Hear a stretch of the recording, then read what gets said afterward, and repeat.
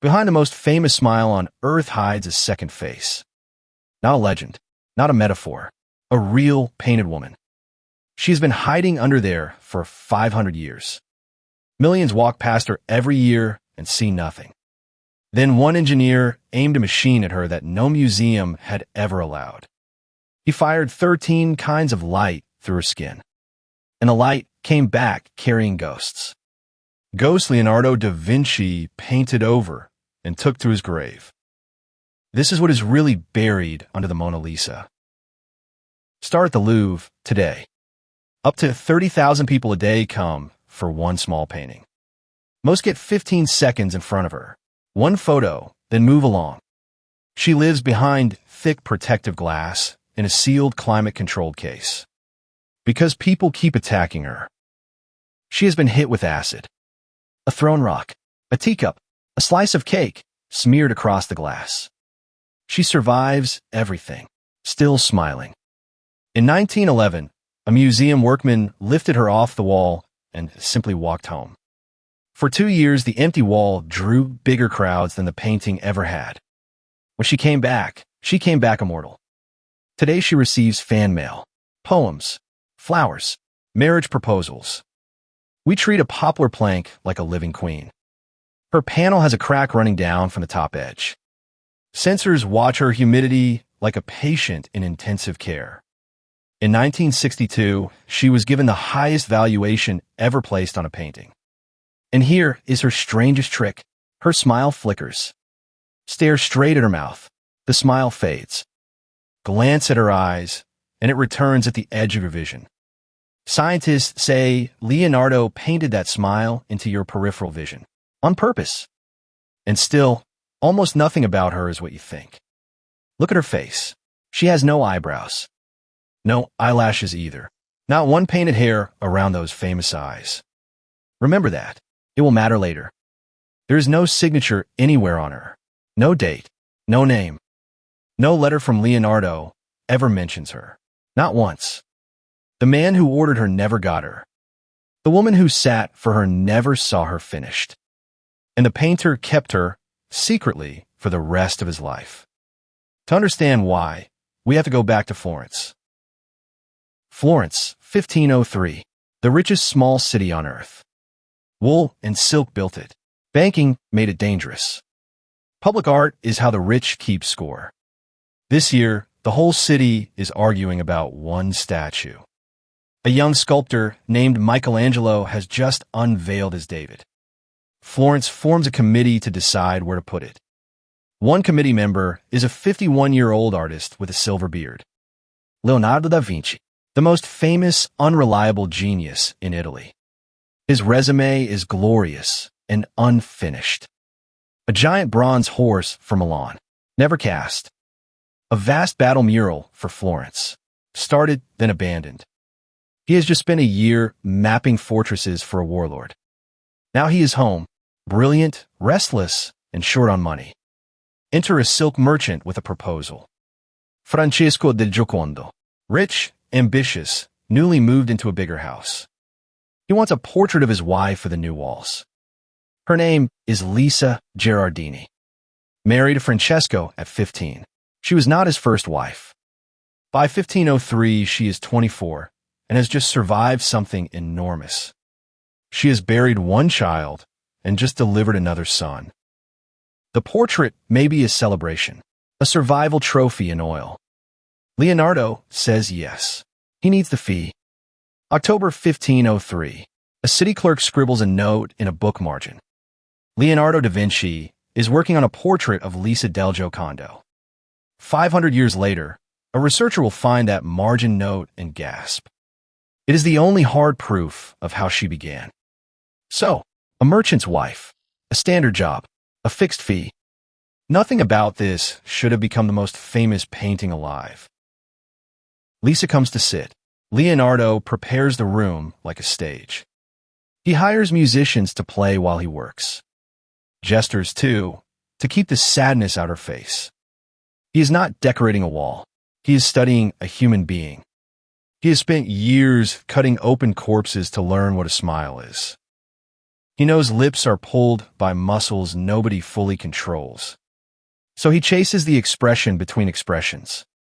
Decades later, a starstruck biographer will describe this sitting. He praises her rosy nostrils, her silken lashes, her perfect eyebrows. Eyebrows, on the painting with no eyebrows. Either he lied, or the face has changed since then. File that mystery away. The scans will reopen it. First, the drawing. Charcoal on paper, corrected and corrected again. Then he pricks tiny holes along every finished line. He lays the drawing on a fresh poplar panel and pats charcoal dust through the holes. When the paper lifts, a constellation of black dots remains. Dots only the maker was ever meant to see.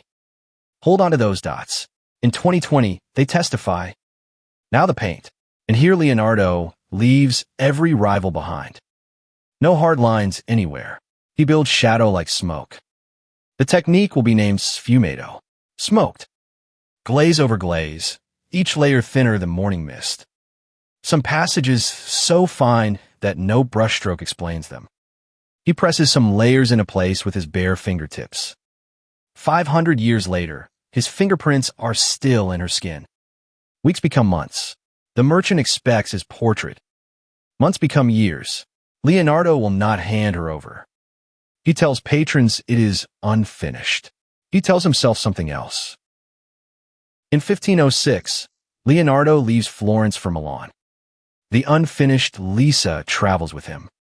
The merchant never sees his painting again. Officially, the job is over. Leonardo keeps working on her anyway. Milan for 7 years. Then Rome. In Rome, he is given rooms inside the Vatican itself. Younger stars get the big walls now. Raphael, Michelangelo.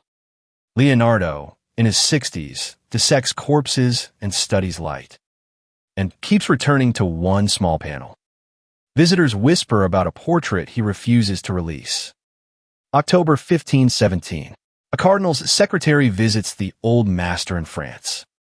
He writes down exactly what he sees. An old man, past 70 in his eyes, showing 3 treasured paintings. One of them, a certain Florentine lady, done from life. The secretary records something sadder too. The master's right hand is paralyzed. The greatest draftsman alive can no longer trust his own hand. Yet the Lisa is still with him. Still, apparently, unfinished. How does one portrait survive 16 years of a genius changing his mind? The answer is layers. Layer upon layer of second thoughts. And in May 1519, the layers stop. Leonardo dies in his French manner by the lawyer. The painting passes to his devoted assistant. Soon after, the King of France pays a fortune in gold for her. She enters the royal collection and never leaves France again. The French give her a nickname, La Joconde, the joking one. For a while she hangs in a royal bathroom, wreathed in steam. Centuries later, an emperor hangs her in his bedroom. Kings bathe beneath her. Emperors sleep beneath her. She just watches. 4 or 5 centuries, everyone assumed the surface was the whole story. And everyone was wrong. Paris, October 2004. The Louvre after closing time. Empty marble halls. Footsteps echoing. At the front walks a French engineer named Pascal Cotte. He fell in love with this painting as a schoolboy. He has spent 30 years building one machine to meet her properly. Tonight, the museum says yes. Officially, it is a health check. The aging panel worries its keepers. An international team is studying every millimeter of the old wood. Cotte's camera joins that campaign. His real mission runs deeper. The Mona Lisa comes out of her armored box. No glass, no video, a bare, cracked, 500-year-old plank. Conservators hover like surgeons around an open heart. Cotte's camera is the only one of its kind on Earth. 240 million pixels. 13 channels of light, from ultraviolet to deep infrared. Ordinary photographs bounce off the surface. His wavelengths sink into the paint and come back changed. Every pigment answers light in its own voice. Record enough answers, and you can hear the layers separately. That night, he takes 1,650 photographs. By morning, she's back in her box, smiling at tourists. Nobody in that crowd knows she just gave a deposition. Kot goes home with terabytes of her secrets. Then the real work starts. It takes over a decade. He builds software to amplify the light from each buried layer. Peel a layer. Photograph the ghost underneath. Repeat. He has already tested the method on another Leonardo. The lady with an ermine. His scans found her without the ermine. Leonardo added the animal later. 2 earlier versions hide underneath. The method works.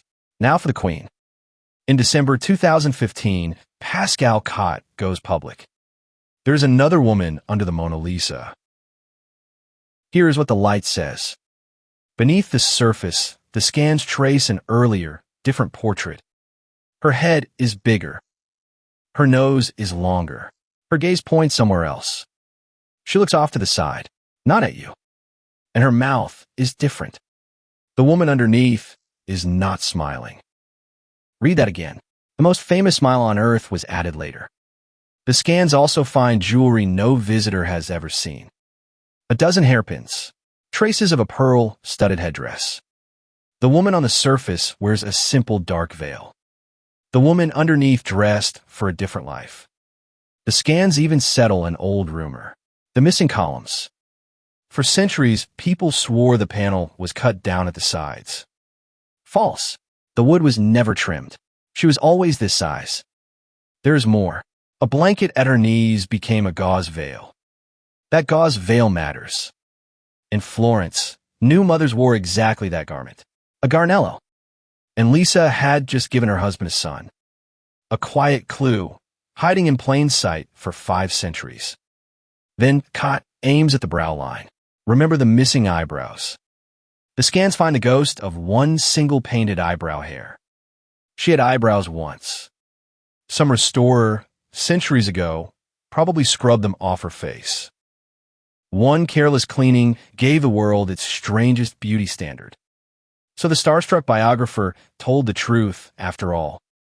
In 2020, the cameras find the finest detail yet. Rows of microscopic charcoal dots along the hairline in one hand. Spalvero, pounced charcoal, pressed through a prick drawing. The exact dots we watched him make in 1503. Proof of a complete, careful design underneath from the very first day. He did not find her by accident. He planned her. Then spent 16 years painting his own plan into invisibility. Kot's announcement lands like a dropped chandelier. Headlines shout that the real Lisa is buried under the painting. That the face we worship might be someone else entirely. Maybe a fantasy, an ideal woman assembled from many. Rival Siedisblom, a duchess who begged Leonardo for years and got nothing. A secret mistress, even Leonardo himself, smiling back from a mirror. One panel, 5 centuries, a dozen names, no confession. And the Louvre's official response to all of it? Silence. No confirmation, no denial, nothing to this day. The world's Leonardo scholars split overnight. Some call the scans the discovery of the century. Others shrug. Painters change their minds. That is all they say. Every scanned masterpiece hides corrections. Sitters complained. Faces drifted. Under that reading, there is one woman here, slowly evolving. Under Kot's reading, strangers share one panel. Then a third witness steps forward. A copy in Madrid. Painted in Leonardo's own workshop, side by side with the original. When restorers cleaned it in 2012, they found matching corrections underneath. The pupil had copied the changes as they happened, stage by stage. So the versions underneath were once real enough to copy. Evolution or hidden strangers. The evidence feeds both camps. 500 years on, she is still starting arguments. Somewhere, you suspect Leonardo is enjoying this. Because step back, and the scans reveal the man more than the woman. Leonardo finished almost nothing in his life. The bronze horse died as a clay giant. Archers used it for target practice. His great battle mural flaked off the wall while he watched. His notebooks hold parachutes, tanks, and flying machines nobody built. Thousands of pages of ideas. So few finished things. All of it written backwards in mirror script. Readable only in a mirror, as if drafted for an audience of one. That is the man. Now look again at the painting. The one thing he refused to abandon. He nursed it through 3 cities and 1 dying hand. Patrons with fortunes could not buy an hour of his brush. Yet this unsold portrait got 16 years of him, unpaid. Chemists have since counted the layers in her shadows. Up to 30 films of glaze, some thinner than a red blood cell. 30 coats, applied over years, each one almost nothing. That is not technique. That is devotion, or captivity. Maybe the portrait stopped being about Lisa within a few years. Maybe it became his laboratory. Everything he learned about light went into that skin. Everything he learned about rivers went into that background. Everything he learned about muscles went into that mouth. One face absorbing a lifetime. She was never a product. She was the place he kept his mind. So what is really under the Mona Lisa? A dotted blueprint, precise as an engineer's plan. A serious stranger who never smiled. A vanished headdress with its pearls and pins. A new mother's gauze veil, worn like quiet good news. One erased eyebrow hair. And over all of them, the face that conquered the world. Millions file past her every year and see one woman. The cameras see a crowd inside the panel. Not a painting. A 16-year diary, written in skin. Science finally picked the lock. But the last secret still belongs to Leonardo. He knew every buried face by heart. He painted over them anyway. And kept her where only he could visit. Whoever she is under there, she was never meant for us. Which might be exactly why we cannot look away.